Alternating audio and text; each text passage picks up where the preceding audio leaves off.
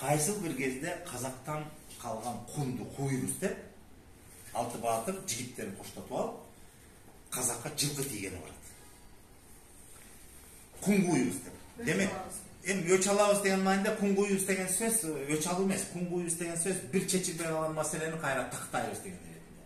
Анан кун кууш үчүн жылкы тийебиз дегенде мен башында түшүнгөн эмесмин. Көрсө бул дагы тактика экен да. Жылкы тиет дагы анан куугун күтөт. Куугун келгенде анан сен эмне жылкы мурданда? А сен билесиңби эмне үчүн? Себеби башында мондай кун болчу деп маселени коймок экен да. Анан это не от того, что делать нечего. Бул да кайсы бир деңгээлде бир саясат экен да. Анан кыскасы булар ошол казактан калган кунду куйбуз деп, казактын жылкысын тийебиз деп алты баатыр жигиттерин коштотуп алып, ошондо бир 40 жигит болуп тегерегенде коштогон жигиттер менен бир топ малдар бир топ. Анан казактын жерине барып жылкы тийет. Ошондо бир кызык нерсе болса, бул дагы өтө маанилүү нерсе. Сүрөттөгөндө жылкыны казактын жеринен айдап келатат, ошондо айтылат. Иле суулунун аркы өзүнө жылкы тийишет. Демек казактын жери Иле суулунун аркы өзүнө баштайт. Иле суунун берки өзү бүт кыргыздын жери экен. Иле деген суу кайсы? Чүй. Жок. Эмес. Иле дарыясы. Иртыш да. Иртыш. Казакстанда Иртыш бар го, тиги Восточный Казакстан бар. Демек, Иле суусунун берки өзү Каркырага чейин.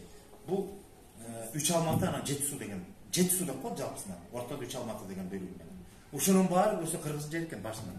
Ушул санжарда турат. Ошол кезде Сарбагыстар.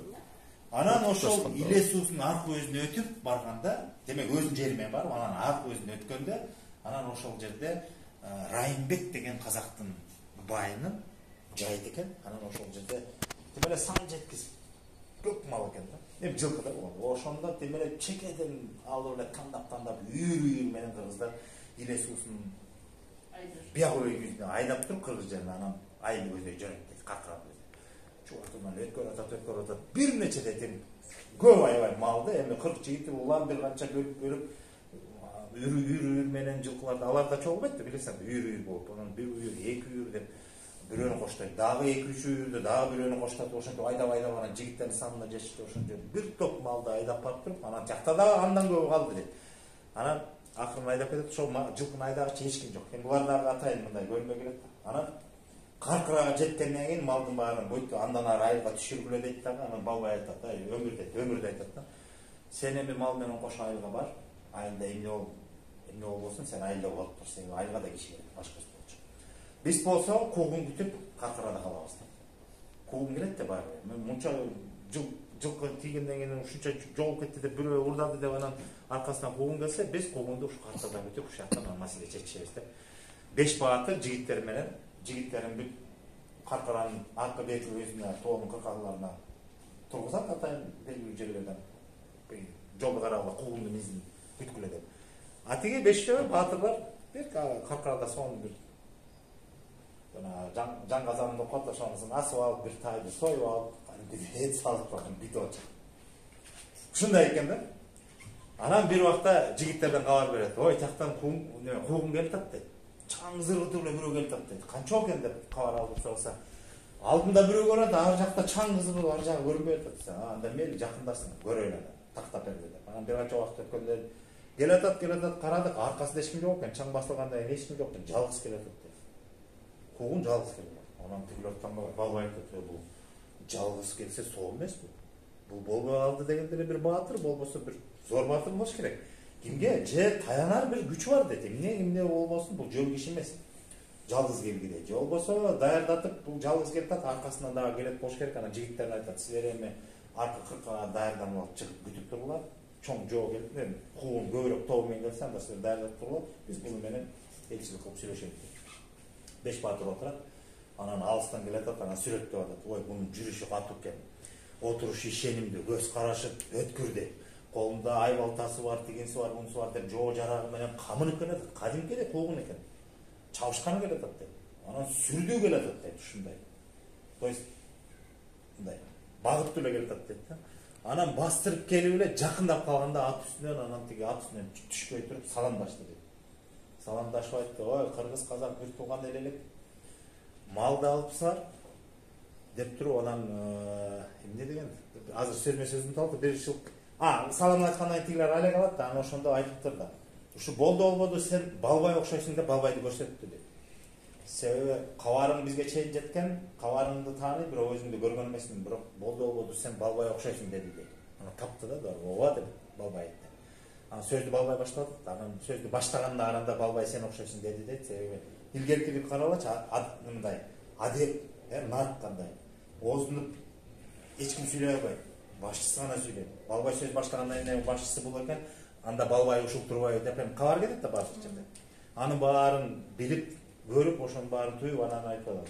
Тиги мен дейт, Райымбектин Берди Кожо деген уулу мен болом дейт. Берди Кожо баатыр мен болом деп, өзүн баатыр атат. Эми ал айтпаса деле көрүнүп турат да. Анын ушундай айбатына сүрүнө таң калып, тигилер таң калып бүт элек да анан сөз баштап атат кайра. Жалгыз келип. Могу кара томолоңордон башкасы деп туруп Нурдөбөттү көрсөттү дейт, Нурдөбөт баатыр. Көрсө Нурдөбөт ошондо булардын ичинен эң жакшы Нурдөбөт баатыр. Могу кара томолоңордон башкасы баарыңар өзүң баштап деп Балбай деди. Мен менен бирге жекеме жеке чыккыла дейт. Баарыңар бирден жекеме жеке чыккыла дейт. Эгерде мени түшүрсөңөр, кезектеши кимиңер түшүрсөңөр, анда мал силерге буйрсун. Эгерде жок, мен жеңсем дейт, силерди түшүрсөм дейт. Кезектеши. Анда баланча айгырды үйүрү менен мага кайтарып берди. Мен ошол үчүн эле келдим. Калган мал силерге эле буйрсун деп. Ушундай шартты койгонун эл жүрөктүгүнө таң калып, анан Балбай аттан чап мени эми көнөөлү, себеби жол кугундуку да, кугун келди да, анан ал талабын айтат. Анан Ташкент. Анан макул деп туруп аттан өкө алыстап барып анан беттешкен, анан найзалар уучтарын алып коюшат дейт. Ата мындай жыгач менен эле аттан оодарыш керек. Сайып өлтүрүшмөй жок, жөн эле тамаша куралы дейт.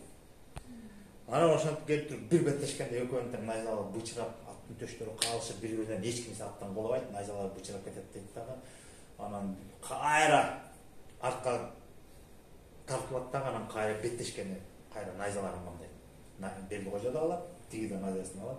Башка найза алып туруп кайра камданып атканда анан кайра күйлөнүп келип жакындап калганда Берди Кожо колун көтөрүп токтотот, найзасын өйдө көтөрүп болду.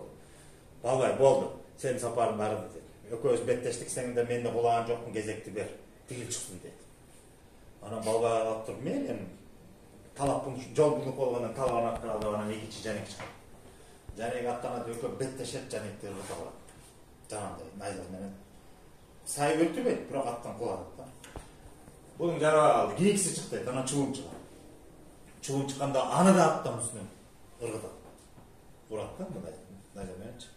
Alt düşkönden keyin anan gezek Molda Batırga geldi. Molda Batırga gelgende ki Berdi Kожо attan düşüp najasını ırgıtып, tuğanlar dep turup anan Balbayga karap aytat da, Balbay, sen ayırında dagı Batır var dep surettin. Чындап тамаша куралы депчи. Анан тигилер аябай намыстан өтүшөт. Молда Батыр даярдангандан уже тиги кылын карманып кылычын суураганда даярданып чабышам дегенге барганда, анан Балбай байкайтта Тимбой көзүнөн белгилеп жок Тимбой дейт да, анан айтат. Албетте бар, жок болмок белем. Биз мынакта жөн эле өзүбүз мындай кылабыз деп анда белги жигиттерин чакырып айтат да, Өмүр Батырды чакыргылачы деп. Өмүр кеткен да. Өмүрдү алдыргыла дейт да, анан ага чейин келем дасторкондон таамсызып күтүп отуралы деп. Анан тиги Тимеле эчтекеден кебелбейт. Анан айтып атпайбы, дагы баатырың болсо алдырбайсыңбы? Сенден кийин баатырың барбы деп деди баса. Сенден кийиниң барбы? Алдырбайсың бир тамаша куралы. Жанантип беттешкен тамаша көрөт. Анан тигилер ардап атат. Чабышам дегенге чейин барса, Балбай да кыракы да жөн мели кой деп. Анан күтүшөт. Анан канча убакыт өткөнүн ким билет? Эми Санжарда толук жазбайт. Анан кыскасы алар тиги тамашалап эттен жешип дасторконда анан күтүп отурушуп, анан аңча болбой бир канча убакыт өткөндөн алыстан келатат болуп калды. Өмүр келди. Анан тиги Берди Кожо тигини карап, алыстан эле тиктеп карап, камын отурат, анан жакындаган сайын өзгөрүлө баштайт. Анан мына жакындап калды дегенде мындай өңгөлбети бүт көрүнгөндө Берди Кожо туура калып туруп эле тиги саламдашканда эле алек алып туруп эле атка минип эле Берди Кожо. Тиги жан келип атат, ошо аттан түшмөк, бул атка минип туруп кой, мен сапарым барды, жакшы калды, мен кеттим деп. Десе элдин баары таң калып эле Балбай күлүп жүрөт да, Берди Кожо, мунун жарабыз дейт. Жоңтан бери атайын өзүм тамаша курам деп, атайын айылдан чаптырып Батырды алдыртып атсак. Анан жоктон эле сыйлашып ошо Батыр менен биз жүздөшүп койду. Анан саламдашпай эле калбай туруп кеткеним кандай? Бул жорогун жада алса казак атабыздын арбагына да жакпайт болуш керек деп ушундай намыска тийгизе айтып. Анан ошондо тиги Бердикожо айтат. Ай, бул сапар болбой калды. Олжо силердики болду. Бирок дейт. Тети кара томолоңор болбогондо эч кимге бербей баарын алмакмын дейт да. Анан бул сапар болбой калды дейт да. Анан кандайча болбой калды? Эми сөзүңдүн төркүнүн түшүндүрүп бербейсиң да, балдай болбойт да. Түшүндүрүп бер жок да, жөнүнө учпай кетип калбайт. Анан айтты. Эми өмүрдү алдыртып чакырттың менен мына келди баатыр, эмне үчүн ал менен беттешпейсиң десе анан ошондо Бердикожо айтып атат. Биринчи экөөбүз мындай беттешкенде дейт, найзабыз сынып калып, кайра кайрылып барып, кайра экинчи беттешүүгө жакын калганда мен сени колдоочумду көрдүм дейт. Сени кара көкжал карышкыр, кара көкжал дейт да, сени эме колдойт турбайбы, сени колдоочу карышкыр экен да. Ал азыбы дейт, тиштенип алыптыр дейт, ошо ызырынып алып. Менин колдоочум Жолборс дейт. Жолборс андай ызырынбайт. Ал мындай өч албайт дейт. Бирок карышкыр бир нерсеге тиштенип алса, аягына чейин бараткан, же өзөлөт, же өлтүрөт дейт. Карышкырдын табияты ушундай экен да. Анан колдоочуңду көрүп туруп мен түшүндүм. Аягы экөөбүздүн бирөөбүз мерт болмокпуз. Бул тамаша болмас. Бул аягы жаман иш болот. Ошон үчүн токтоттум. А бул иши жан келген ишин айтат. Мунун алыстан байкадым дейт, бирок жакын келгенде мунун колдоочусун мен көрдүм дейт. Мунун колдоочусу бунуку да Жолборс экен дейт, меники да Жолборс. Бирок бунуку эркек экен, меники ургачы дейт. Тигинин колдоочусун көргөндө менин колдоочусум менин колдоочум дейт, мен аркама жашына качты дейт. Анда жол болбой калды. Жол силерге болуп калды деп ошон үчүн мен беттешпей туруп дароо турдум дегеним ошол дейт. Деп анан эми жол берле, мен кетейин десе анан токто, ал жайын түшүндүк. Ал бу кара томолокто эмне сырың бар деп турду. Айтып атпайбы, эгерде ушу болбогондо баарыңарды жайламакмын, Олжо меники болмок. Бул сапар силердики, силерге буйруду дегенде, анан тиги киши Бердикожо ушу атка минип алганда, тизгинин кое бербей туруп айтат. Өзүнөн сурагыла, бунун колдоочусу баарысынан күчтүү экен дейт. Эмне экен десе айтып атат. Муну Жылаңач Кыдыр колдойт экен дейт. Жылаңач Кыдыр. Жылаңач Кыдыр дейт. Кыдыр деген жана сыйкыр колдоочу. Кыдыр, казыр деп экен, ошол Жылаңач Кыдыр дейт. Анан кандайча десе, бу өзүнөн сурагыла, чожан өзү түшүндүрөр. Эми мага уруксат бергиле, мен сапарым барды, жана айгырдагы үйүр менен силерге буйрсун. Бул жолку Олжо силерге буйруду. Анан басым айтат. Алдан менен кыргыз бир тууган тайке жейбиз деп. Бул Алдан урусунан экен да, Алдандар кыргызга жейин экен да. Ошон үчүн алсаңар эми өз малыңарды алган экенсиңер, чатакта эле жок, эчтеке жок, силерге буйрсун, болду. Деп эле анан ушундай тыч бүтүгөр болуп анан тарайт экен. Эми карасаңар бул жерде баатырлар көрсө баатырдык дагы булчоң касиет экен да. Бирок ар бир баатырдын өзүнүн колдоочусуна жараша эрдиктери бири-биринен айрылат. Мисалы Балбайдыкы эмне? Жана Карышкыр колдоочусу Карышкыр дебедиби? Карышкырдын табияты жанагынтип бир нерсеге каршы кылып калса, аягына чейин кетет экен.